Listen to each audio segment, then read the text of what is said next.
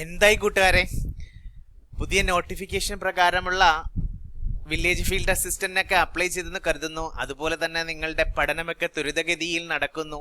നന്നായിട്ട് പരിശ്രമിക്കുക, നമുക്ക് എന്തായാലും റിസൾട്ട് ഉണ്ടാവും. നമ്മൾ ഇന്ന് നോക്കുന്നത് പുതിയ SCRT പാഠപുസ്തകത്തിലെ ഭരണഘടനയുമായി ബന്ധപ്പെട്ടതാണ്. 7ാം ക്ലാസ്സിലെ SCRT പാഠപുസ്തകത്തിലെ വിവരങ്ങളാണ് ഇന്ന് നിങ്ങൾക്ക് മുന്നിൽ പങ്കുവയ്ക്കുന്നത്. നിങ്ങൾക്ക് ഈ ക്ലാസ് ഇഷ്ടപ്പെടുന്നെങ്കിൽ ലൈക്ക് ചെയ്യണം, കമന്റ് ചെയ്യണം. അതുപോലെ സബ്സ്ക്രൈബ് ചെയ്യാതെ ആരെങ്കിലും വാച്ച് ചെയ്യുന്നുണ്ടെങ്കിൽ സബ്സ്ക്രൈബ് ചെയ്യണം. നമുക്ക് എന്തായാലും ക്ലാസ്സിലേക്ക് പോകാം അല്ലേ?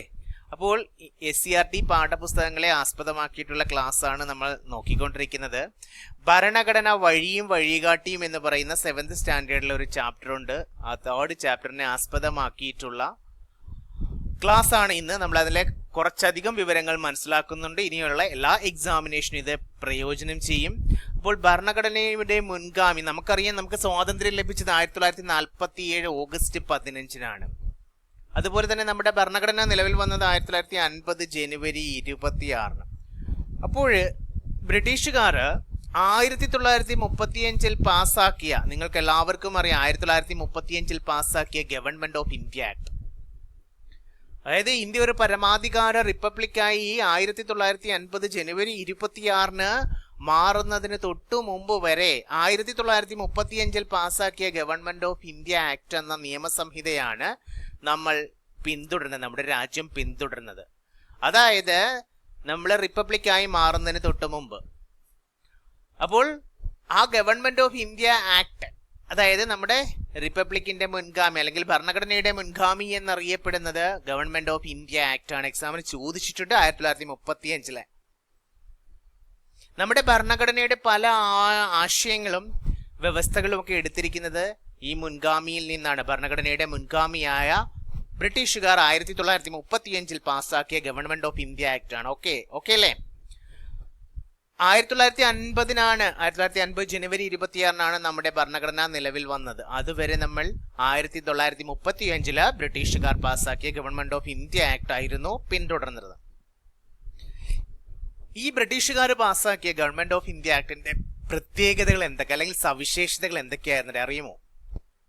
അറിഞ്ഞിരിക്കണം. എക്സാമിനേഷന് ചോദിക്കാം. സ്റ്റേറ്റ്മെന്റ് ടൈപ്പ് ക്വസ്റ്റ്യൻസിനകത്ത് ഉൾപ്പെടാം. 6 പ്രവിശ്യകളിലെ ദ്വിമണ്ഡല സഭകളെ കുറിച്ച് പ്രതിപാദിച്ചിട്ടുണ്ടായിരുന്നു. 1935 ഗവൺമെന്റ് ഓഫ് ഇന്ത്യ ആക്ടില് 6 പ്രവിശ്യകളിലെ ദ്വിമണ്ഡല സഭകളെ കുറിച്ച് പ്രതിപാദിച്ചിട്ടുണ്ടായിരുന്നു. അതുപോലെ തന്നെ കേന്ദ്രത്തിലെ ദ്വിമണ്ഡല സഭ, നമ്മൾ ഇന്ന് രാജ്യസഭയും ലോക്സഭയും ഒക്കെ ഉണ്ട് അല്ലെ? അതുപോലെ തന്നെ കേന്ദ്രത്തിനും അന്നത്തെ പ്രവിശ്യകൾക്കുമായിട്ട് അധികാര വിഭജനമൊക്കെ പ്രഖ്യാപിച്ചിരുന്നു. നമുക്കറിയാം, ഈ 6 പ്രവിശ്യകൾ ദ്വിമണ്ഡല സഭകൾ എന്ന് പറയും. ഇന്നും നമ്മുടെ പല സംസ്ഥാനങ്ങളിൽ, ഉത്തർപ്രദേശ്, കർണാടക, മഹാരാഷ്ട്രയിലൊക്കെ ദ്വിമണ്ഡല സഭകളുണ്ട് അല്ലെ? നിയമസഭകളിലെ ദ്വിമണ്ഡല സഭകളുണ്ട്. അതേപോലെ 1935 ഗവൺമെന്റ് ഓഫ് ഇന്ത്യ ആക്ടിൽ 321 വിഭാഗങ്ങളും 10 പട്ടികകളും ഉണ്ടായിരുന്നു. അതുപോലെ തന്നെ ദുർബല വിഭാഗങ്ങൾ, അതുപോലെ സ്ത്രീകള്, തൊഴിലാളികൾ എന്നിവർക്ക് പ്രത്യേക മണ്ഡലങ്ങളൊക്കെ അനുവദിച്ചിരുന്നു. അപ്പോൾ 1935 ഗവൺമെന്റ് ഓഫ് ഇന്ത്യ ആക്ട് ആയിരുന്നു നമ്മൾ നമ്മുടെ റിപ്പബ്ലിക് ആവുന്നതിന് മുമ്പ് വരെ ഫോളോ ചെയ്തിരുന്നത് അല്ലെ? അപ്പോൾ അതിൽ പ്രതിപാദിച്ചിരിക്കുന്ന കാര്യങ്ങളാണ് 6 പ്രവിശ്യകളിൽ ദ്വിമണ്ഡല സഭകളെ കുറിച്ചും കേന്ദ്രത്തിലെ ദ്വിമണ്ഡല സഭകളെ കുറിച്ചും കേന്ദ്രത്തിനും അന്നത്തെ പ്രവിശ്യകൾക്കുമായി അധികാരം വിഭജിച്ചിരിക്കുന്നതിനെ കുറിച്ചും അതുപോലെ 321 വിഭാഗങ്ങളെ കുറിച്ചും 10 പട്ടികകളെ കുറിച്ചും ദുർബല വിഭാഗങ്ങൾ, സ്ത്രീകൾ, തൊഴിലാളികൾ എന്നിവർക്കുള്ള പ്രത്യേക മണ്ഡലങ്ങളെ കുറിച്ചൊക്കെ 1935 ഗവൺമെന്റ് ഓഫ് ഇന്ത്യ ആക്ട് പ്രതിപാദിക്കുന്നുണ്ട്. നമുക്കറിയാം, നമ്മൾ ഭരണഘടനാ നിർമ്മാണത്തിലേക്ക് കടന്നത് 1946 അധികാരം കൈമാറ്റം ചർച്ച ചെയ്യുന്നതിനായി ഇന്ത്യ സന്ദർശിച്ചതാണ് ക്യാബിനറ്റ് മിഷൻ അല്ലെ? ഈ ഇന്ത്യ സന്ദർശിച്ച ക്യാബിനറ്റ് മിഷന്റെ പ്രധാന പ്രത്യേകതകൾ നിങ്ങൾക്കറിയാം. ആ ക്യാബിനറ്റ് മിഷനിലെ അംഗങ്ങൾ ആരൊക്കെയായിരുന്നുള്ളത്? എ.വി. അലക്സാണ്ടർ, പെത്വിക് ലോറൻസ്, അതുപോലെ സർ സ്റ്റഫോർഡ് ക്രിപ്സ്. അപ്പോൾ 1946 ക്യാബിനറ്റ് മിഷൻ, ആ ക്യാബിനറ്റ് മിഷനിൽ അധികാര കൈമാറ്റം ചർച്ച ചെയ്യുന്നതിന് വേണ്ടി വന്നതായിരുന്നു, പ്രധാന നിർദ്ദേശങ്ങൾ വന്നതായിരുന്നു. Then 1946 cabinet mission to India had 3 members. 3 പേരായിരുന്നു ഉണ്ടായിരുന്നത് നമുക്കറിയാം. Lord Pethick Lawrence, secretary state of for India leading the mission. ഈ മിഷനെ നയിച്ച സെക്രട്ടറി സ്റ്റേറ്റ് ഓഫ് ഇന്ത്യ ആയിരുന്നു ആറ്? Pethick Lawrence. അതേപോലെ സർ സ്റ്റെഫോർഡ് ക്രിപ്സ്, അതുപോലെ എവി അലക്സാണ്ടർ. അപ്പോൾ ഈ 3 പേരുടെ പേരും അറിഞ്ഞിരിക്കണം. അപ്പോൾ ഈ 1946 അധികാര കൈമാറ്റ ചർച്ച ചെയ്യുന്നതിനായി ഇന്ത്യ സന്ദർശിച്ച ക്യാബിനറ്റ് മിഷന്റെ പ്രധാന നിർദ്ദേശങ്ങളിൽ ഒന്നായിരുന്നു സ്വതന്ത്ര ഇന്ത്യക്കായുള്ള ഒരു നിയമ സംഹിത എന്നുള്ളത്. നമുക്കറിയാം ഈ ലക്ഷ്യം മുൻനിർത്തിയാണ് ഭരണഘടനാ നിർമ്മാണ സഭയൊക്കെ രൂപീകൃതമാകുന്നത്. നമ്മുടെ ഭരണഘടനാ നിർമ്മാണ സഭ, ആ സഭയ്ക്ക് കുറേയധികം സവിശേഷതകളുണ്ട്. ഈ ഭരണഘടനാ നിർമ്മാണ സഭ നമ്മുടെ ഭരണഘടന നിർമ്മിക്കാനായിട്ട് എടുത്ത കാലയളവ് അറിഞ്ഞിരിക്കണം. എക്സാമിന് ചോദിച്ചിട്ടുണ്ട്. 2 വർഷവും 11 മാസവും 17 ദിവസവുമാണ്. 2 വർഷവും 11 മാസവും 17 ദിവസവുമാണ് അറിഞ്ഞിരിക്കണം. അപ്പോൾ 2 വർഷവും അതുപോലെ തന്നെ 11 മാസവും 17 ദിവസവും. നമുക്കറിയാം നമ്മുടെ ഭരണഘടനയുടെ drafting committee chairman doctor BR Ambedkar ആണ്. എക്സാമിന് ചോദിക്കാറുണ്ട് അല്ലേ? നമ്മുടെ ഭരണഘടനയുടെ, ഇന്ത്യൻ ഭരണഘടനയുടെ drafting committee chairman doctor BR Ambedkar ആണ്. നമ്മുടെ ഭരണഘടനയുടെ ആദ്യ സമ്മേളനം, ഭരണഘടനാ നിയമ നിർമ്മാണ സഭയുടെ ആദ്യ സമ്മേളനം നടന്നത് 1946 ഡിസംബർ 9. എക്സാമിന് ചോദിക്കും. ഭരണഘടനാ നിർമ്മാണ സഭയുടെ ആദ്യ സമ്മേളനം 1946 ഡിസംബർ 9 ഈ ഭരണഘടനാ നിർമ്മാണ സഭയുടെ തിരഞ്ഞെടുക്കപ്പെട്ട അധ്യക്ഷൻ ആരായിരുന്നടേ? ഡോക്ടർ രാജേന്ദ്ര പ്രസാദ് ആയിരുന്നു തിരഞ്ഞെടുക്കപ്പെട്ട അധ്യക്ഷൻ. നമുക്കറിയാം ഭരണഘടന അംഗീകരിച്ച് ഒപ്പുവെച്ചത് 1946 നവംബർ 26 ഈ തീയതിയാണ് നമ്മുടെ പ്രിയാമ്പിൾ ആമുഖത്തിൽ പ്രതിപാദിക്കുന്നത്. ഈ ഭരണഘടന അംഗീകരിച്ച് ഒപ്പുവെച്ച തീയതിയാണ് 1949 നവംബർ 26 ഇതാണ് നമ്മുടെ ആമുഖത്തിൽ കാണപ്പെടുന്ന ഒരേ ഒരു തീയതി. നമുക്കറിയാം ഇന്ത്യ റിപ്പബ്ലിക് ആയത്, അതായത് നമ്മുടെ ഭരണഘടന നിലവിൽ വന്നത് 1950 ജനുവരി 26 അതുവരെ നമ്മൾ തൊട്ട് മുമ്പുള്ള 1935 എന്തായിരുന്നേ പറഞ്ഞേ? അതുവരെ നമ്മൾ 1935 ഗവൺമെന്റ് ഓഫ് ഇന്ത്യ ആക്ട് ആയിരുന്നു ഫോളോ ചെയ്തിരുന്നത്. ഓക്കെ അല്ലേ? നമുക്കറിയാം ഡോക്ടർ BR അംബേദ്കർ ആയിരുന്നു ഭരണഘടനാ നിർമ്മാണ സഭയിലെ ഡ്രാഫ്റ്റിംഗ് കമ്മിറ്റി ചെയർമാൻ എന്നുള്ളത്. നമ്മുടെ ഭരണഘടന ലോകത്തിലെ ഏറ്റവും മികച്ച ഭരണഘടനയാണ്. അത് എഴുതി തയ്യാറാക്കാനായിട്ട് നിയോഗിക്കപ്പെട്ടത് ഭരണഘടനാ നിർമ്മാണ സഭയായിരുന്നു. ആ ഭരണഘടനാ നിർമ്മാണ സഭയുടെ അല്ലെങ്കിൽ നമ്മുടെ ഭരണഘടനയുടെ മുഖ്യ ശില്പി എന്ന് പറയുന്നത് ഡോക്ടർ BR അംബേദ്കർ ആണ്. അത് നിങ്ങൾക്കറിയാം അല്ലേ? നമ്മുടെ ഭരണഘടനയുടെ മുഖ്യശില്പി അല്ലെ? ആ മുഖ്യശില്പിയായ ഡോക്ടർ BR അംബേദ്കർ എന്ത് ചെയ്യുന്നുണ്ട്? 60ഓളം രാജ്യങ്ങളിലെ ആ ഭരണഘടനകൾ വിശദമായ പഠനത്തിന് വിധേയമാക്കുന്നുണ്ടായിരുന്നു.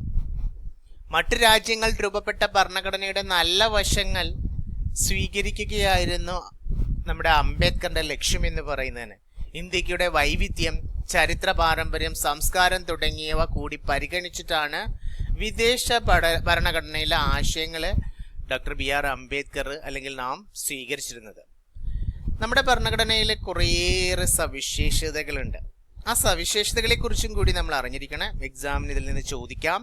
നമുക്കറിയാം 1950 ജനുവരി 26 നിലവിൽ വന്ന നമ്മുടെ ഭരണഘടന ലോകത്തിലെ ഏറ്റവും വലിയ എഴുതപ്പെട്ട ഭരണഘടനയാണ് അല്ലെ? ലോകത്തിലെ ഏറ്റവും വലിയ എഴുതപ്പെട്ട ഭരണഘടനയാണ് 1950 ജനുവരി 26 നിലവിൽ വന്ന നമ്മുടെ ഭരണഘടന. അറിഞ്ഞിരിക്കണം. ആ ഭരണഘടന നിലവിൽ വരുമ്പോൾ നമുക്ക് 22 ഭാഗങ്ങളും 395 അനുച്ഛേദങ്ങളും 8 പട്ടികകളും ഉണ്ടായിരുന്നു. 1950 എക്സാമിന് ചോദിച്ചിട്ടുണ്ട്. ജനുവരി 26 നമ്മുടെ ഭരണഘടന നിലവിൽ വരുമ്പോൾ നമുക്ക് 22 ഭാഗങ്ങളും 395 അനുച്ഛേദങ്ങളും 8 പട്ടികകളും. എന്തൊക്കെയായിരുന്നു ഭരണഘടനയുടെ സവിശേഷതകൾ? അറിഞ്ഞിരിക്കണം. ഒന്ന്, പാർലമെന്ററി ജനാധിപത്യ ഭരണത്തെ കുറിച്ച് നമ്മുടെ ഭരണഘടനയിൽ പ്രതിപാദിക്കുന്നുണ്ട്. ഇതിനെ കുറിച്ചാണ് പാർലമെന്ററി ജനാധിപത്യ ഭരണം. അതായത് രാജ്യത്തെ ഭരണാധികാരികളെ നിയമനിർമ്മാണ സഭകളാണ് നിയന്ത്രിക്കുന്നത് എന്നുള്ളതാണ് പാർലമെന്ററി ജനാധിപത്യ ഭരണത്തിൽ പ്രതിപാദിക്കുന്നത്. നമ്മുടെ ഭരണഘടനയുടെ സവിശേഷതയിൽപ്പെട്ടതാണ്. അതുപോലെ ജനങ്ങൾക്കാണ് പരമാധികാരം. ജനങ്ങളുടെ പരമാധികാരത്തെക്കുറിച്ച് നമ്മുടെ ഭരണഘടന പ്രതിപാദിക്കുന്നുണ്ട്. രാഷ്ട്രത്തിന്റെ എല്ലാ അധികാരങ്ങളും ഉദ്ഭവിക്കുന്നത് ജനങ്ങളിൽ നിന്നാണെന്ന് ജനങ്ങളുടെ പരമാധികാരത്തിൽ നമ്മുടെ ഭരണഘടനയിൽ പ്രതിപാദിക്കുന്നുണ്ട്. അതേപോലെ ഓരോ വ്യക്തിക്കും രാഷ്ട്രം ഉറപ്പുവരുത്തേണ്ട ചില അടിസ്ഥാന അവകാശങ്ങൾ, അതാണ് നമ്മുടെ ഭരണഘടനയിൽ പ്രതിപാദിക്കുന്ന മൗലിക അവകാശങ്ങൾ. ഓക്കെ, അതുപോലെ തന്നെ ഓരോ വ്യക്തിക്കും രാഷ്ട്രം ഉറപ്പുവരുത്തേണ്ട ചില അടിസ്ഥാന അവകാശങ്ങൾ, അതാണ് മൗലിക അവകാശങ്ങൾ. എന്നാൽ മൗലിക കടമകളോ ഓരോ വ്യക്തിയും രാഷ്ട്രത്തോടും സമൂഹത്തോടും പാലിക്കേണ്ട ഉത്തരവാദിത്തങ്ങളെ കുറിച്ചും നമ്മുടെ ഭരണഘടന പ്രതിപാദിക്കുന്നുണ്ട്. അത് മൗലിക കടമകളാണ്. അതുപോലെ തന്നെ മാർഗനിർദ്ദേശക തത്വങ്ങൾ, ഈ മാർഗനിർദ്ദേശക തത്വങ്ങളിലെ സാമൂഹിക സാമ്പത്തിക അവകാശങ്ങൾ ഉറപ്പുവരുത്തുന്നതിനായി രാഷ്ട്രത്തിന് നൽകിയിരിക്കുന്ന നിർദ്ദേശങ്ങളാണ് മാർഗനിർദ്ദേശക തത്വങ്ങൾ എന്ന് പറയുന്നത്. സാമൂഹിക സാമ്പത്തിക അവകാശങ്ങൾ ഉറപ്പുവരുത്തുന്നതിനായി രാഷ്ട്രത്തിന് നൽകിയിരിക്കുന്ന നിർദ്ദേശങ്ങൾ, ഇത് നമ്മുടെ ഭരണഘടന ഉറപ്പ് നൽകുന്നുണ്ട്. അതേപോലെ നിയമവാഴ്ചയെക്കുറിച്ച് പ്രതിപാദിക്കുന്നുണ്ട്. എല്ലാ പൗരരും നിയമത്തിന് വിധേയരാണ്. അത് ഉന്നതനെന്നോ ചെറിയവനെന്നോ ഒന്നുമില്ല. ആരും നിയമത്തിന് അതീതരല്ല എന്ന് നമ്മുടെ ഭരണഘടന പ്രതിപാദിക്കുന്നുണ്ട്. അതിലെ നിയമവാഴ്ചയിൽ പ്രതിപാദിക്കുന്നുണ്ട്. അതുപോലെ തന്നെ സാർവത്രിക പ്രായപൂർത്തി വോട്ടവകാശത്തെക്കുറിച്ച് പ്രതിപാദിക്കുന്നുണ്ട്.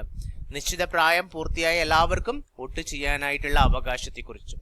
അതുപോലെ തന്നെ നിയമനിർമ്മാണ കാര്യനിർവഹണ വിഭാഗങ്ങളിൽ നിന്നും സ്വതന്ത്രമാക്കപ്പെട്ട ഒരു ഇൻഡിവിജ്വൽ ബോഡി ആണ് കോടതി എന്ന സംവിധാനം എന്ന് നിങ്ങൾക്കറിയാം. അപ്പോൾ സ്വതന്ത്രവും നിഷ്പക്ഷവുമായ നീതിന്യായ വ്യവസ്ഥയെക്കുറിച്ചും നമ്മുടെ ഭരണഘടന പ്രതിപാദിക്കുന്നുണ്ട്. അതുപോലെ ഫെഡറലിസം, അധികാരം കേന്ദ്രത്തിനും സംസ്ഥാനത്തിനുമായി വിഭജിക്കപ്പെടുന്ന സംവിധാനമാണ് ഫെഡറലിസം. ഈ ഫെഡറലിസത്തെ കുറിച്ച് നമ്മുടെ ഭരണഘടന ഉദ്ഘോഷിക്കുന്നുണ്ട്. അതുപോലെ തന്നെ നമ്മുടെ രാജ്യത്തെ ഏക പൗരത്വത്തെക്കുറിച്ച്, രാജ്യത്ത് ഒരൊറ്റ പൗരത്വമേ ഉള്ളൂ, സംസ്ഥാനങ്ങൾക്കായി പ്രത്യേക പൗരത്വമില്ല എന്നും നമ്മുടെ ഭരണഘടന പ്രതിപാദിക്കുന്നുണ്ട്. ഏക പൗരത്വത്തെക്കുറിച്ച് അല്ലെ. ഇനി അതുപോലെ തന്നെ നമ്മളെ കുട്ടികൾക്ക് നേരെ നടക്കുന്ന ലൈംഗിക അതിക്രമങ്ങൾ തടയുവാനും കുറ്റവാളികൾക്ക് തക്ക ശിക്ഷ ഉറപ്പാക്കാനും ഒരു നിയമം, പോക്സോ വരുന്നതിന് തൊട്ടു മുമ്പ് പോക്സോ നിയമം നമുക്കറിയാം 2012 1989 കുട്ടികളുടെ അവകാശ ഉടമ്പടി അറിഞ്ഞിരിക്കണം. കുട്ടികളുടെ അവകാശ ഉടമ്പടി 1989 കുട്ടികളുടെ അവകാശ ഉടമ്പടി 1989 കുട്ടികൾക്ക് നേരെ നടക്കുന്ന ലൈംഗിക അതിക്രമങ്ങൾ തടയുവാനും കുറ്റവാളികൾക്ക് തക്ക ശിക്ഷ ഉറപ്പാക്കുവാനും ലക്ഷ്യം വെച്ച ഉടമ്പടിയായിരുന്നു 1989 കുട്ടികളുടെ അവകാശ ഉടമ്പടി എന്ന് പറയുന്നത്. നമുക്കറിയാം protection of children from sexual offences act 2012 അല്ലെ. 18 വയസ്സിനുള്ള താഴെയുള്ള ഏതൊരാളെയും കുട്ടിയായി ഈ നിയമം പരിഗണിക്കുന്നുണ്ട്. ഇന്ത്യൻ ഭരണഘടന ഉറപ്പു നൽകുന്ന അവകാശങ്ങൾ ലിംഗഭേദമില്ലാതെ നടപ്പാക്കുന്നതിനും ബാലസൗഹൃദ നടപടികൾ ഉൾക്കൊള്ളിച്ചുകൊണ്ടും നിലവിൽ വന്ന നിയമമാണ് ഏത്? Protection of children from sexual offences act 2012 എന്നുള്ളത്, പോക്സോ ആക്ട് 2012. ഇന്ത്യൻ ഭരണഘടന ഉറപ്പു നൽകുന്ന അവകാശങ്ങൾ ലിംഗഭേദമില്ലാതെ നടപ്പാക്കുന്നതിനും ബാലസൗഹൃദ നടപടികൾ ഉൾക്കൊള്ളിച്ചുകൊണ്ടും നിലവിൽ വന്ന നിയമമാണ് POCSO act 2012, protection of children from sexual offences act 2012. അതായത് 18 വയസ്സിന് താഴെയുള്ള ഏതൊരാളെയും ഈ നിയമപ്രകാരം നമ്മൾ എന്ത് ചെയ്യുന്നുണ്ട്, കുട്ടിയായിട്ട് ആണ് പരിഗണിക്കുന്നത്. അതും കൂടി ഇതിനോടൊപ്പം അറിഞ്ഞിരിക്കണം. പോക്സോയെ കുറിച്ചൊക്കെ വേറെ ക്ലാസ് ഒക്കെ എടുത്തിട്ടുണ്ട്, നിങ്ങൾക്കറിയാം. നമുക്കറിയാം ഈ പോക്സോയിൽ തന്നെ ഭയരഹിതമായും സുരക്ഷിതമായും സമൂഹത്തിൽ ജീവിക്കാൻ ഓരോ കുട്ടിക്കും അവകാശമുണ്ടെന്ന് ഈ ആക്ട് പ്രതിപാദിക്കുന്നുണ്ട്.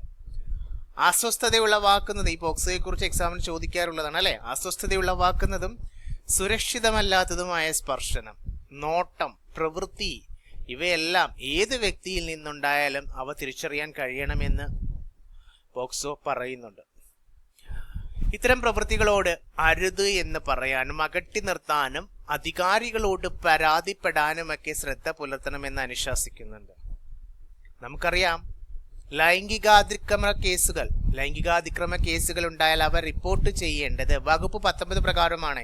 നമ്മുടെ വകുപ്പ് 19 പ്രകാരം സ്പെഷ്യൽ ജുവനൈൽ പോലീസ് യൂണിറ്റോ ലോക്കൽ പോലീസോ ആണെന്ന് പോക്സോ ആക്ടിൽ വിവരിക്കുന്നുണ്ട്. അറിഞ്ഞിരിക്കണം, ലൈംഗിക അതിക്രമ കേസുകൾ ഉണ്ടായാൽ അവ റിപ്പോർട്ട് ചെയ്യേണ്ടത് വകുപ്പ് 19 പ്രകാരം സ്പെഷ്യൽ ജുവനൈൽ പോലീസോ യൂണിറ്റ് ലോക്കൽ പോലീസോ ആണെന്ന് നിയമത്തിൽ പ്രതിപാദിക്കുന്നുണ്ട്. അതുപോലെ തന്നെ പോക്സോ കേസുകൾ കൈകാര്യം ചെയ്യുന്ന ഉദ്യോഗസ്ഥർ ചൈൽഡ് വെൽഫെയർ പോലീസ് ഓഫീസർ എന്നാണ് അറിയപ്പെടുന്നത്. എന്താണ്? ചൈൽഡ് വെൽഫെയർ പോലീസ് ഓഫീസർ എന്നാണ് പോക്സോ കേസുകൾ കൈകാര്യം ചെയ്യുന്ന ഉദ്യോഗസ്ഥർ അറിയപ്പെടുന്നത്. ഇനി അതുപോലെ തന്നെ പോക്സോ മോണിറ്ററിംഗ് സെല്ല് നമ്മുടെ 44-ാം വകുപ്പ് പ്രകാരം കേരള സംസ്ഥാന ബാലാവകാശ സംരക്ഷണ കമ്മീഷൻ പോക്സോ നിയമത്തിന്റെ 44-ാം വകുപ്പ് പ്രകാരം പോക്സോ മോണിറ്ററിംഗ് സെല്ലൊക്കെ ഒരുക്കിയിട്ടുണ്ട്. അതുപോലെ തന്നെ നമുക്കറിയാം പോക്സോ കുറ്റകൃത്യങ്ങളിൽ ഏർപ്പെടുന്ന ഏതൊരു വ്യക്തിയുടെയും എത്രത്തോളം ഓരോന്നിനെ ബേസ് ചെയ്തിട്ട് ആ ശിക്ഷ കഠിനമാണെന്ന നിയമം വ്യവസ്ഥ ചെയ്യുന്നതിനെ കുറിച്ചും നിങ്ങൾക്കറിയാം. ഇനി നമുക്ക് ഭരണഘടനയുടെ ധർമ്മങ്ങളും ഒന്ന് അറിഞ്ഞിരിക്കാം. എന്തൊക്കെ ധർമ്മങ്ങളാണ് നമ്മുടെ ഭരണഘടന നിർവഹിക്കുന്ന പ്രസ്താവന തരത്തിൽ ഉൾപ്പെടാം. അതുകൊണ്ട് ഇത് ഇമ്പോർട്ടന്റ് ആണ്, അറിഞ്ഞിരിക്കണം. പൗരരുടെ അവകാശങ്ങളും കടമകളും സ്ഥാപിക്കുന്നുണ്ട് നമ്മുടെ ഭരണഘടന. അതുപോലെ തന്നെ ഗവൺമെന്റിന്റെ അധികാരങ്ങളും പരിമിതികളും വ്യക്തമാക്കുന്നുണ്ട്. രാജ്യത്തെ എല്ലാ ഭരണ സംവിധാനങ്ങളും ഭരണഘടനയ്ക്ക് വിധേയമായാണ് പ്രവർത്തിക്കുന്നത് എന്ന് ഉറപ്പുവരുത്തുന്നുണ്ട്. രാജ്യത്തിന്റെ അടിസ്ഥാന മൂല്യങ്ങളും ആദർശങ്ങളുമൊക്കെ നമ്മുടെ ഭരണഘടന നിർവചിക്കുന്നുണ്ട്. നാനാത്വത്തിൽ ഏകത്വം സംരക്ഷിക്കുന്നു, അല്ലെ? രാജ്യത്തിന് ദിശാബോധം നൽകുന്ന അടിസ്ഥാന രേഖയായി നമ്മുടെ ഭരണഘടന നിലകൊള്ളുന്നു. സ്വേച്ഛാധിപത്യത്തിനും അധികാര ദുർവിനിയോഗത്തിനുമെതിരായ സംരക്ഷണ കവചമായും നമ്മുടെ ഭരണഘടന വർത്തിക്കുന്നുണ്ട്. അപ്പോൾ പൗരരുടെ അവകാശങ്ങളും കടമകളും സ്ഥാപിക്കുന്നുണ്ട്. ഗവൺമെന്റിന്റെ അധികാരങ്ങളും പരിമിതികളും വ്യക്തമാക്കുന്നുണ്ട്. രാജ്യത്തിന്റെ അടിസ്ഥാന മൂല്യങ്ങളും ആദർശങ്ങളും നിർവചിക്കുന്നുണ്ട്. രാജ്യത്തെ എല്ലാ ഭരണ സംവിധാനങ്ങളിലും ഭരണഘടനയ്ക്ക് വിധേയമായാണ് പ്രവർത്തിക്കുന്നത് എന്ന് ഉറപ്പുവരുത്തുന്നുണ്ട്. രാജ്യത്തിന് ദിശാബോധം നൽകുന്ന അടിസ്ഥാന രേഖയായി നിലകൊള്ളുന്നു. നാനാത്വത്തിൽ ഏകത്വത്തെ സംരക്ഷിക്കുന്നു. സ്വേച്ഛാധിപത്യത്തിനും അധികാര ദുർവിനിയോഗത്തിനുമെതിരായ സംരക്ഷണ കവചമായിട്ട് നമ്മുടെ ഭരണഘടന വർത്തിക്കുന്നുണ്ട്. നമുക്കറിയാം, നമ്മുടെ ഭരണഘടന നിലവിൽ വന്നത് 1950 ജനുവരി 26 ശേഷമാണ്. അതിനുശേഷം കുറേയധികം ഭേദഗതികളൊക്കെ വരുത്തിയിട്ടുണ്ടെന്ന് നിങ്ങൾക്കറിയാം. അതിലെ 1951 ഭേദഗതി 1 1951 ഭരണഘടന ആദ്യമായിട്ട് ഭേദഗതി ചെയ്യുന്നത്. അന്ന് ഈ ഭേദഗതി ചെയ്യുമ്പോൾ പട്ടികകളുടെ എണ്ണം 9 മാറുന്നുണ്ട്. അതുപോലെ തന്നെ 1976 ഭരണഘടനാ ഭേദഗതി, മിനി കോൺസ്റ്റിറ്റ്യൂഷൻ എന്നറിയപ്പെടുന്ന 42ാമത് ഭേദഗതി, അല്ലെ? 1976 ഈ ഭരണഘടനാ ഭേദഗതിയിൽ മതേതരത്വവും സോഷ്യലിസവും അഖണ്ഡത എന്നിവ കൂട്ടിച്ചേർത്ത്, നമുക്കറിയാം ഇമ്പോർട്ടന്റ് ആണ് മിനി കോൺസ്റ്റിറ്റ്യൂഷൻ എന്നറിയപ്പെടുന്ന 42ാം ഭേദഗതി 1976 അത് പ്രകാരമാണ് നമ്മുടെ ഭരണഘടനയിൽ മതേതരത്വവും സോഷ്യലിസവും അഖണ്ഡതയൊക്കെ കൂട്ടിച്ചേർത്തത്. അതുപോലെ 44ാമത്തെ ഭേദഗതിയുണ്ട്. നമുക്ക് അതുവരെ 44ാമത്തെ ഭേദഗതി 1978 നിലവിൽ വരുന്നത് വരെ സ്വത്തവകാശം മൗലിക അവകാശമായിരുന്നു. ആ സ്വത്തവകാശം എടുത്തു കളഞ്ഞ ഭേദഗതിയാണ് 1978 44ാമത്തെ ഭേദഗതി എന്ന് പറയുന്നത്. അതുപോലെ തന്നെ 1992 2 ഭേദഗതി ഉണ്ടാവുന്നു, 73, 74. ഭേദഗതി 73, 74 1992 പഞ്ചായത്ത് രാജ് നഗരപാലിക നിയമത്തെക്കുറിച്ച് പ്രതിപാദിക്കുന്ന ഭേദഗതിയാണ്. അതുപോലെ തന്നെ വിദ്യാഭ്യാസം മൗലിക അവകാശമാക്കിയ 2002 നമ്മൾ 21A കൂട്ടിച്ചേർത്ത ഭേദഗതിയുണ്ട് 86, അല്ലെ? ഭേദഗതി 86 ആർട്ടിക്കിൾ 21A കൂട്ടിച്ചേർത്ത 2002 വിദ്യാഭ്യാസം മൗലിക അവകാശമാക്കിയ ഭേദഗതിയാണ് ഏത്? ഭേദഗതി 86. അതുപോലെ തന്നെ നമുക്കറിയാം ഭേദഗതി 101 നമ്മുടെ GST നടപ്പിലാക്കിയ 2016 GST നടപ്പിലാക്കിയ ഭേദഗതി. അങ്ങനെ കുറേയധികം ഭേദഗതികളെ കുറിച്ച് നമ്മൾ പഠിച്ചിട്ടുണ്ട്. നമ്മളൊക്കെ അറിയാം, നമ്മുടെ ഭരണഘടന എന്ന് പറയുന്നത് 368ാം വകുപ്പ് പ്രകാരം ഭേദഗതി ചെയ്യാൻ കഴിയും. ഓർത്തിരിക്കണം, 368 എക്സാമിന് ചോദിക്കും. 368ാം വകുപ്പ് പ്രകാരമാണ് നമ്മുടെ ഭരണഘടന ഭേദഗതി ചെയ്യാനായിട്ട് സാധിക്കുന്നത്.